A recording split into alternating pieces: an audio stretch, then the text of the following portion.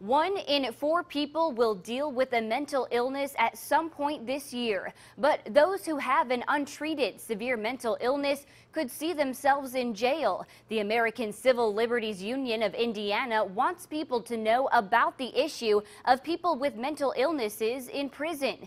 Today, they hosted a forum to talk about the issue. News 18's Kelly Roberts reports why it may be more likely that someone with a mental illness will end up in prison instead of getting treatment.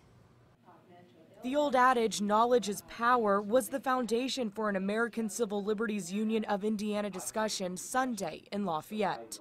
The topic, mass incarceration of people with mental illnesses. I think really knowledge of the issue is an important first step because mental illness is not understood, and really the breadth of the problem is not understood. Talking with people like coffee hour after church, if I start talking about mental illness, then that sort of gives them permission. They say, well, yeah, I've got an aunt. Or Biologist and ACLU of Indiana board member Joseph Vanable and ACLU of Indiana staff attorney Gavin Rose served as panelists during the discussion. They told the crowd people with an untreated mental illness have a better chance to end up in jail than in treatment, sometimes making jails the largest psychiatric institutions. Even 15 or 20 years ago, there were numbers, it's not even close. Sometimes it's 10 times as many mentally ill persons in prisons than in state psychiatric units. Except while in jail or prison, the inmates still may not get any treatment.